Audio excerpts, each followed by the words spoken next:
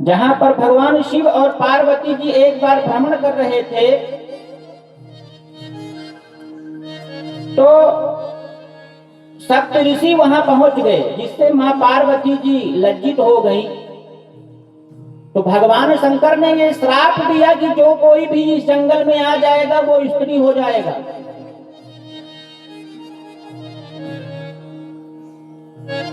तो घूमते घूमते जो सुद्युम्न थे वो उसी जंगल में पहुंच गए, और जब पहुंच गए तो श्राप के प्रभाव के कारण वो भी स्त्री बन गए और घोड़ा भी घोड़ी बन गया, यानी जितनी उनकी सेना थी सब कुछ स्त्री बन गई। अब जब वो स्त्री बन गए तो घूमते घूमते बुध के आश्रम के समीप पहुंच गए, और बुध मोहित हो गए। सुद्युम्न जो स्त्री बन गए थे उनके रूप पर बुध मोहित हो गए और दोनों साथ में रहने लगे। लेकिन कुछ दिनों बाद सुद्युम्न को अपना पिछला जीवन जो था लड़के के रूप में, सुद्युम्न राजा के रूप में, वो याद आ गया, और वो वशिष्ठ जी के पास जाकर के अपनी सारी विपत्ति उन्होंने बताई, अपना सारा दुख बताया। तो वशिष्ठ जी ने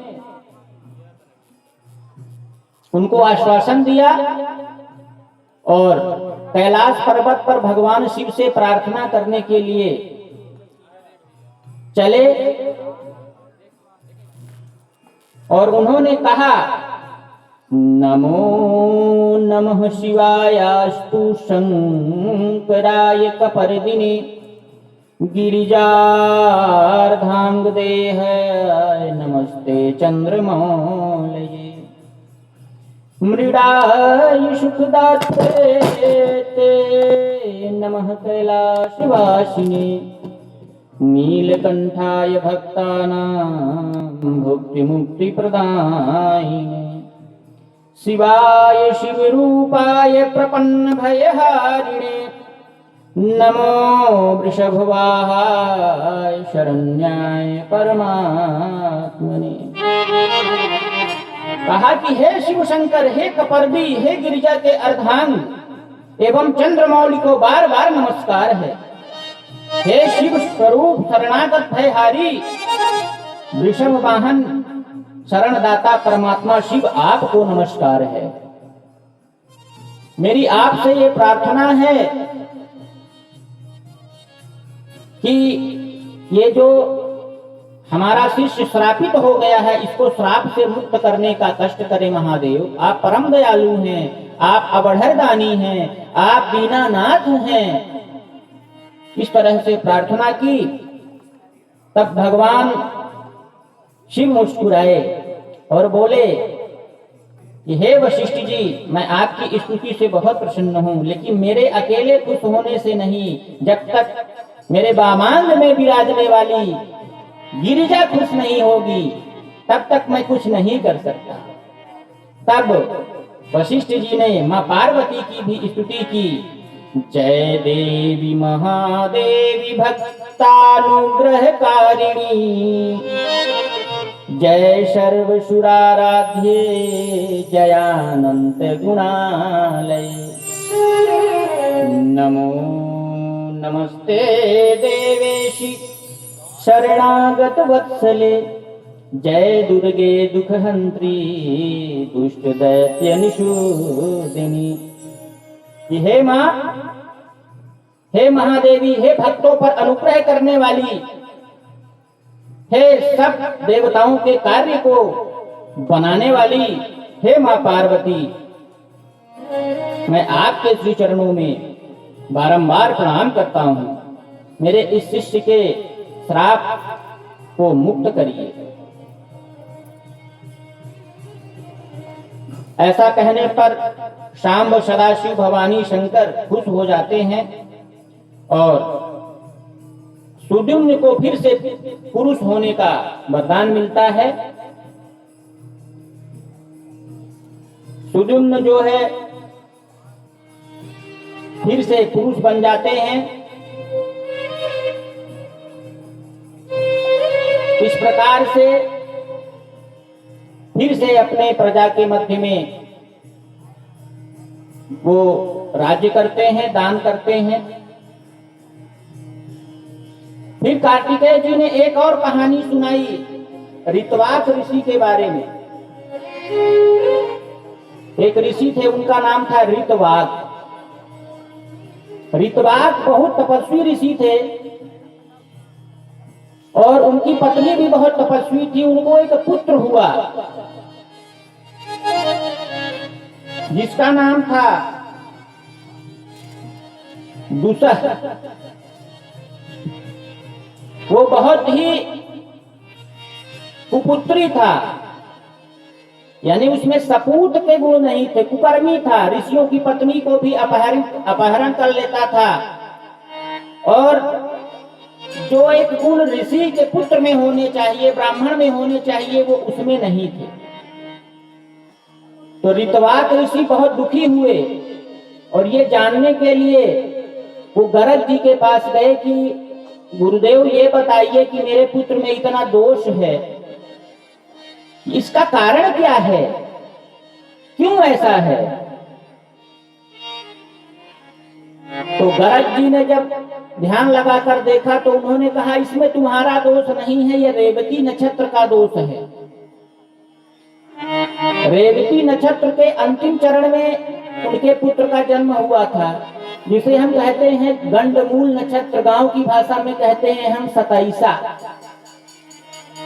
सतैसा का दोष लग जाता है जब किसी व्यक्ति के घर में बच्चा जन्म लेता है या बच्ची, तो मघा, ज्येष्ठा, अश्लेषा और रेवती, ये कुछ नक्षत्र ऐसे होते हैं कि जिनके चरणों में जन्म लेने पर, जिस नक्षत्र पर गंडमूल दोष बनता है और वो बहुत ही दुखदाई होता है, विनाशकारी होता है।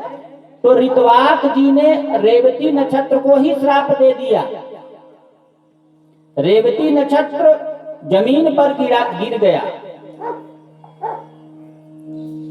और जमीन में जब गिर गया तो तेज से एक पुत्री उत्पन्न हुई जिसका नाम रखा गया रेवती।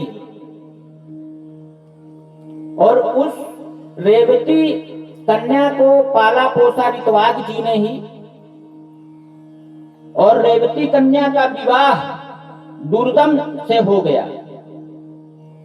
दुर्दम राजा विक्रमशील के पुत्र थे और बहुत प्रतापी राजा थे दुर्दम। और इसके बाद लोमस ऋषि जी ने दुर्दम और उनकी पत्नी रेवती को देवी भागवत महापुराण सुनाया, जिसके परिणाम स्वरूप दुर्दम जी के बच्चे हुए और वही मनवंतराधिपति बने, यानी मनवंतर के स्वामी। अब मनवंतर क्या है? एक मनवंतर में 30,68,20,000 वर्ष होते हैं और 71 महायुग का एक मनवंतर होता है। यानी जब 71 महायुग बीत जाते हैं तो एक मनवंतर होता है। और एक महायुग में 4 युग होते हैं, जैसे सतयुग, त्रेता, द्वापर और कलयुग। ये 4 युग, इनको मिलाकर के एक महायुग बनेगा। और 71 महायुग जब मिल जाएंगे तो 71 महायुग को मिलाकर के एक मनवंतर बनता है। और एक मनवंतर में 30,68,20,000 वर्ष होते हैं। तो मनवंतर के स्वामी बदलते रहते हैं, कभी इंद्र बन जाते हैं, कभी ब्रह्म बन जाते हैं, कभी जिसने तपस्या की, जिसने पुण्य कमाया जीवन में, वो मनवंतर का स्वामी बन सकता है। हम आप भी बन सकते हैं, लेकिन उस तरह का जप, तप और नियम करना पड़ेगा तब। जैसे इंद्र कोई व्यक्ति नहीं है, इंद्र एक पद है। हम सभी भी इंद्र बन सकते हैं, और स्वर्ग में जितनी सुविधाएं हैं वो भोग सकते हैं, लेकिन जैसे ही पुण्य आपका खत्म होगा तो आप फिर से जमीन में पटक दिए जाओगे। यानी इंद्र भी स्थिर नहीं है, इंद्र भी परमानेंट नहीं है, इंद्र बदलता है, जैसे पीएम प्रधानमंत्री बदलता है। कोई भी व्यक्ति हमेशा प्रधानमंत्री तो नहीं रह सकता, लेकिन वो प्रधानमंत्री की कुर्सी हमेशा रहेगी, जो भी बैठेगा वही प्रधानमंत्री हो जाएगा। तो हम भी जब जीवन में श्रेष्ठ कर्म करते हैं, अच्छा कर्म करते हैं, तो हम भी इंद्र बन जाते हैं, क्योंकि इंद्र राजा है, जैसे कि हमारे इंद्रियों का राजा मन है। और भगवान ने गीता में कहा भी है कि पार्थ इंद्रियों में मैं मन हूं। तो मन को साधना बहुत कठिन है।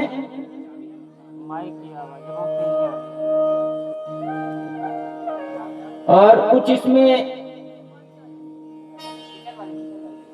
यह भी बताया गया है कि कथा श्रीमद् देवी भागवत महापुराण की 4 नवरात्रियां आश्विन मास, चैत्र, माघ और ज्येष्ठ 2 मुख्य नवरात्रि होती हैं, आश्विन मास और चैत्र मास की, और 2 गुप्त नवरात्रियां होती हैं। इन 4 महापर्व पर देवी भागवत महापुराण सुनना चाहिए, विशेष फल मिलता है।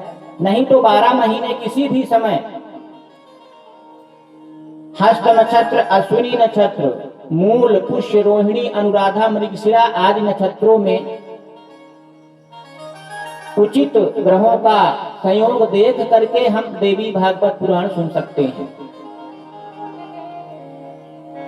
अब यहाँ से जो महात्म्य है देवी भागवत का वो संपूर्ण होता है। अब जो स्कंद की कथा है, प्रथम स्कंद से वो शुरू हो रही है, जिसमें सौनक आदि ऋषि भगवान के परम भक्त व्यास जी के शिष्य सूत जी से देवी भागवत पुराण सुनने के लिए इच्छा जाहिर करते हैं। तो सूत जी सोचते हैं कि किस जगह पर ये पुराण कहा जाए, चूंकि कलयुग का आगमन होने वाला है तो कोई ऐसी बाधा ना हो, तो स्थान कौन सा चुना जाए। ये जानने के लिए वो ब्रह्मा जी के पास जाते हैं। ब्रह्मा जी ने उनको एक मनोमय चक्र दिया और कहा कि इसको लेकर के जाना जंगल में, जहां पर इस चक्र की नेमी ध्वस्त हो जाए, समझना वहीं पर कलयुग का प्रभाव कभी नहीं होगा और वहीं पर तुम कथा सुना देना। तो उस मनोमय चक्र को ले जाते हुए एक जगह उस मनोमय चक्र की नेमी ध्वस्त हो गई, जिस स्थान का नाम पड़ा नैमिषारण्य। आप सभी ने सुना होगा, नैमिषारण्य बहुत ही पवित्र स्थल है। और वहीं पर सौनक आदि ऋषियों को सूत जी ने श्रीमद् देवी भागवत पुराण सुनाया, जिसमें उन्होंने बताया कि ये पुराण जो है वो 5वां पुराण है। 18 पुराणों के क्रम में ये 5वां पुराण है। 18,000 श्लोक हैं इसमें, 12 स्कंद हैं और 318 अध्याय हैं। इसमें वर्णन किया उन्होंने। फिर सूत जी ने बताया कि 18 पुराण और उनमें कितने श्लोक हैं उसका भी वर्णन सुनाया। जैसे भविष्य पुराण, भागवत पुराण में भी 18,000 श्लोक हैं और 12 स्कंद हैं। शिव पुराण में भी 24,000 श्लोक हैं। ऐसा करके उन्होंने ब्रह्मवैवर्त पुराण, वामन पुराण, वायु पुराण, विष्णु पुराण, वराह पुराण, अग्नि पुराण, सभी पुराणों की चर्चा बताई कि हमारे गुरु श्री व्यास जी ने इन पुराणों की रचना की। और कई उप पुराणों के भी नाम बताए उन्होंने, जैसे कि सनत कुमार नरसिंह नारदीय, शिव, दुर्वासा, कपिल, मनु इत्यादि, ये कुछ उपवेद हैं, उप पुराण हैं। ये उप पुराण कुछ उन्होंने नाम बताए, आदित्य, माहेश्वर, भागवत। अब यहाँ पर एक कथा आती है भगवान विष्णु के हयग्रीव अवतार की। भगवान विष्णु ने एक बार अवतार लिया था जब उनके मस्तक के रूप में घोड़े का सर लगा था। ये कथा ऐसी है कि एक बहुत विशाल दानव हुआ, राक्षस हुआ, जिसका नाम था हयग्रीव। और हयग्रीव का मतलब कि उसका नीचे का भाग इंसान का था और गले के ऊपर का भाग जो था वो घोड़े का था। उसने मां आदि शक्ति पराशक्ति के बीज मंत्र ह्रीम ह्रीम बीज मंत्र का जाप किया और कठोर तपस्या की। माता जगत जननी प्रसन्न हो गई और हयग्रीव से कहा, माने कि हयग्रीव मैं तुम्हारी तपस्या से बहुत प्रसन्न हूं, तुम मांग लो, क्या वरदान मांगना चाहते हो। तो वो हयग्रीव जो दानव था उसने मांगा कि मैं अमर होना चाहता हूं। तो मां मुस्कुराई और मां ने कहा कि देखो हयग्रीव, इस संसार में जिसकी उत्पत्ति हुई है उसका नष्ट होना तो तय है, जो पैदा हुआ है उसकी मृत्यु तो निश्चित है। यहां तक कि यह संपूर्ण पृथ्वी भी एक दिन नष्ट हो जाएगी, इसलिए अमरत्वता तो किसी को मिल नहीं सकती। और कोई अगर वरदान चाहते हो तो मांग लो। तो हयग्रीव ने कहा कि तो फिर ऐसा वरदान दीजिए कि मेरा वध केवल हयग्रीव ही कर पाए, यानी कि जिसका सर जो है वो घोड़े का हो, वही मुझे मार पाए और कोई नहीं। तो मां ने कहा तथास्तु, ऐसा ही होगा। अब ये जानकर कि मुझे कोई मार ही नहीं पाएगा, क्योंकि आधा शरीर मनुष्य का और ऊपर का मुख घोड़े का, ऐसा कोई है ही नहीं, तो कोई मार नहीं पाएगा। ये सोचकर उसने तीनों लोगों पर कब्जा कर लिया। यहां तक कि ब्रह्मा जी से वेदों को भी छुड़ा करके खा गया। संपूर्ण सृष्टि में अंधकार छा गया, अज्ञानता छा गई, अधर्म बढ़ गया, पाप का चरमोत्कर्ष हो गया, पाप चरम पर पहुंच गया। सभी देवता त्राहिमाम करने लगे और ब्रह्मा जी के पास गए, शंकर जी के पास गए और अंतिम में भगवान श्री नारायण के समक्ष गए। श्री नारायण शेष शैया पर लेटे हुए थे। मां लक्ष्मी श्री नारायण के चरण दबा रही थी। और यहां एक प्रसंग और आता है कि एक बार लक्ष्मी जी सच सवर कर बैठी थी कि नारायण मेरी तरफ देखेंगे। माता ने खूब श्रृंगार किया, खूब अच्छे से श्रृंगार किया कि भगवान श्री नारायण तो आज मेरी तरफ देखेंगे ही देखेंगे। लेकिन नारायण तो शिव की भक्ति में लीन थे, उन्होंने देखा नहीं। तो माता को क्रोध आ गया और उन्होंने श्राप दिया कि जाइए, जिस मुख से आपने मेरी तरफ देखा नहीं है, एक दिन वो मस्तक आपका कट जाएगा। तो भगवान नारायण मुस्कुराए और मन ही मन सोचने लगे कि हे आदि शक्ति पराशक्ति, हे जगदम्बे, ये आपकी ही इच्छा से हुआ है, इसमें कुछ न कुछ भविष्य की एक योजना जरूर होगी।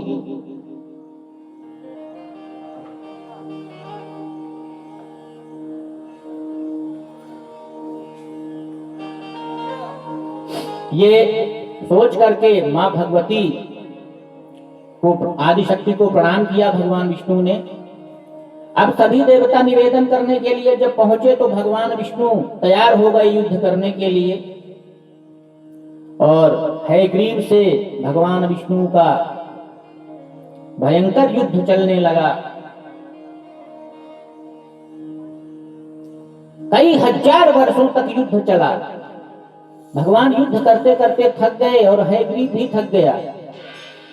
तो भगवान जिस धनुष से युद्ध लड़ रहे थे उसी पर सर रखकर उनको निद्रा आ गई, थकान इतनी ज्यादा हो गई। जैसे ही नींद आई तो सब देवता सोचने लगे कि अब क्या होगा, भगवान विष्णु तो निद्रा में है, अब हयग्रीव को मारेगा कौन। ये मन में प्रश्न चल रहा था। तब सभी ने माता आदिशक्ति की स्तुति की, मां पराशक्ति जगदम्बा भवानी अंबिका भवानी का ध्यान किया। तो माता ने अपनी योग माया से दीमक को प्रेरित किया और वो दीमक भगवान के धनुष में बैठ गया, जिससे धनुष टूट गया और भगवान का जो मस्तक था वो धड़ से अलग हो गया। अब जब भगवान विष्णु जी का मस्तक सर से अलग हो गया तो माता की प्रेरणा से एक अश्व, एक घोड़े का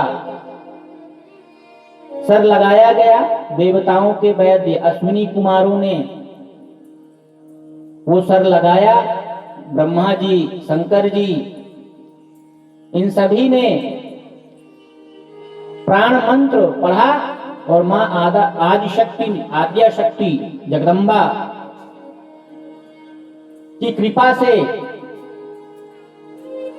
प्राण संचारित हुआ। भगवान विष्णु जी के हृदय में प्राण संचारित हुआ और फिर से युद्ध के लिए हयग्रीव अवतार में भगवान नारायण प्रकट हुए। बोलिए हयग्रीव भगवान की। अब युद्ध होने लगा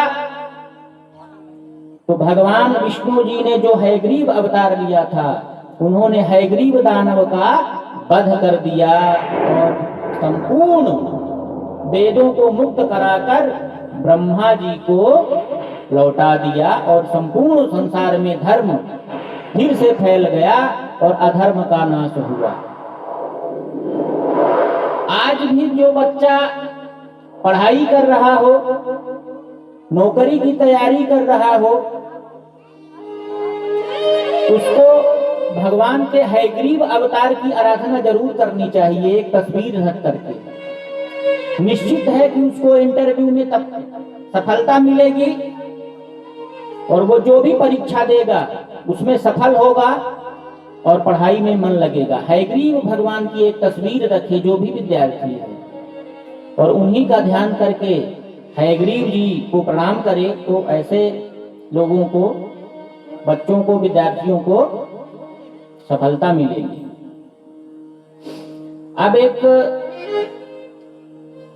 ऐसा विषय जो कि हमारे लिए बहुत आवश्यक है। हम सभी कलश बनाते हैं, कलश पूजन करते हैं, चाहे सत्यनारायण की पूजा करें या कोई भी पूजा करें तो कलश की पूजा सबसे पहले होती है। कलश में आम के पत्ते का प्रयोग क्यों किया जाता है?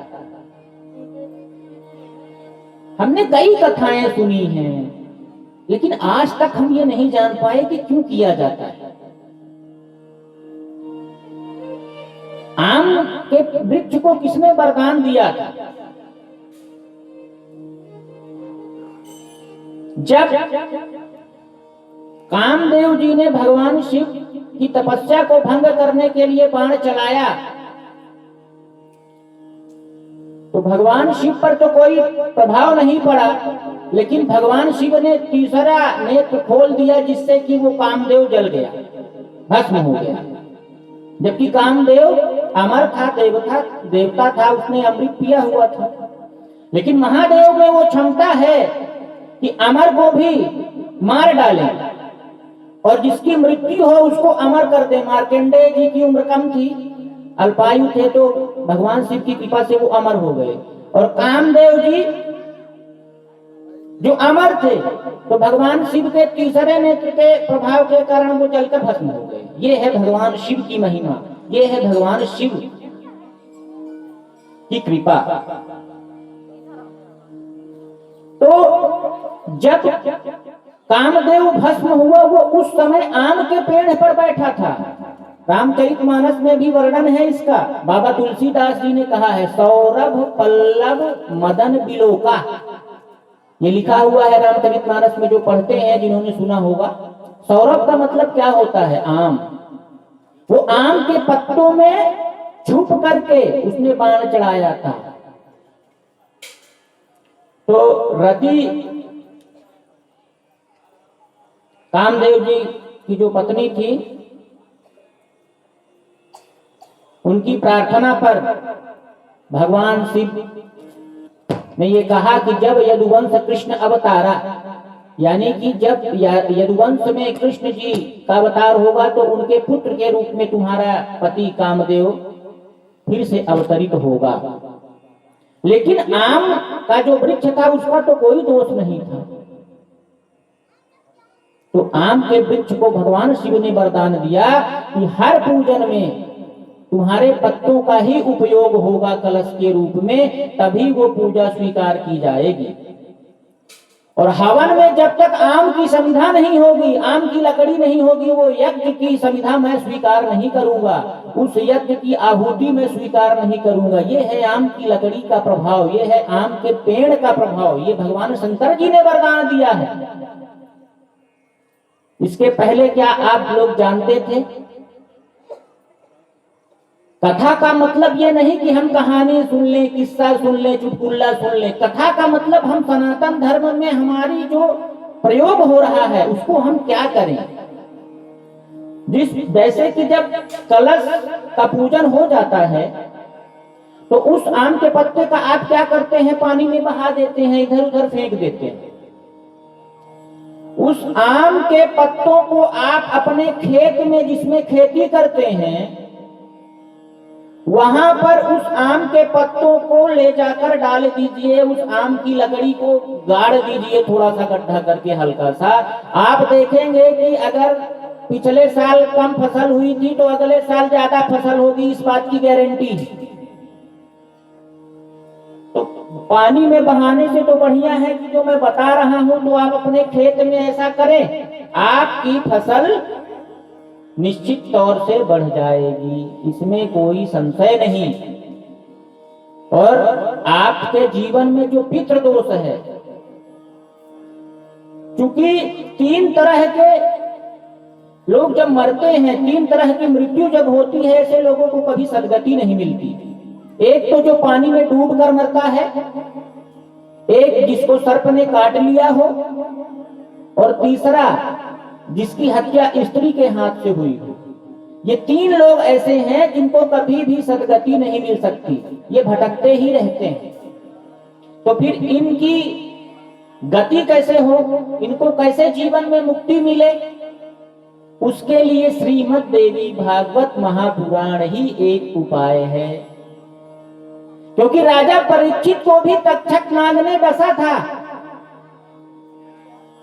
जिसके कारण वो बैकुंठ तो गए लेकिन उनकी आत्मा तड़प रही थी। तभी उनके पुत्र जन्मेजय को व्यास जी ने श्रीमद् देवी भागवत पुराण को सुनाया, जिससे कि साक्षात देवी लोक में राजा परीक्षित जी पहुंचे और उनकी आत्मा को तृप्ति मिली।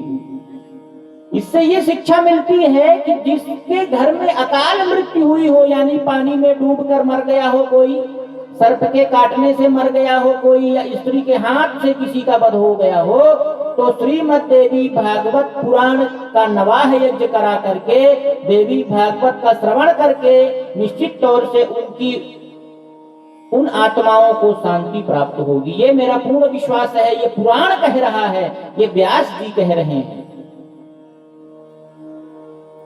तो अभी जो मैंने बताया कि आम के पत्ते का क्यों प्रयोग किया जाता है, आम की लकड़ी का क्या प्रयोग है,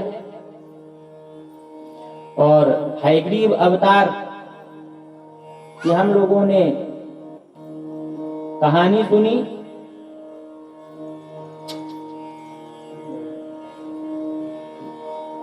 और माता जगदम्बा की कृपा से हयग्रीव का जो आतंक था वो खत्म हुआ। और हयग्रीव अवतार की सभी देवता मिल करके स्तुति करने लगे।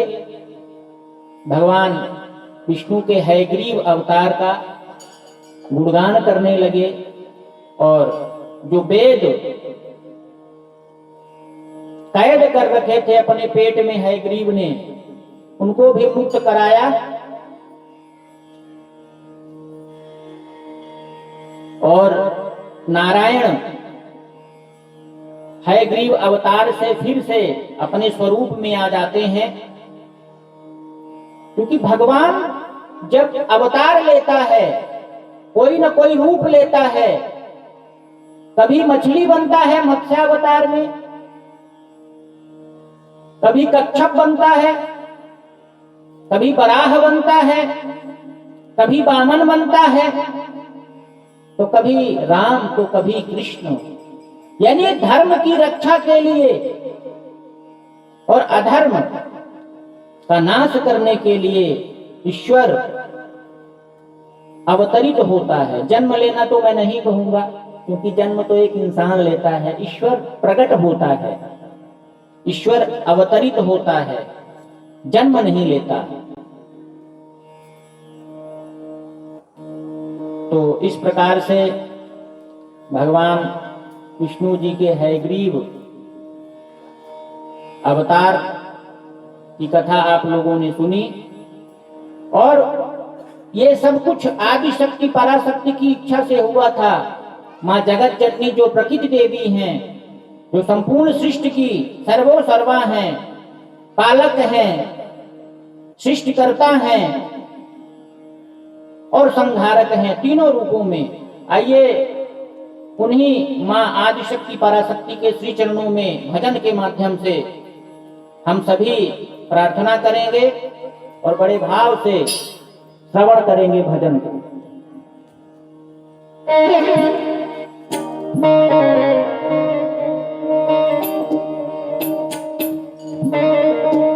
बोलिए बांके बिहारी लाल की जय।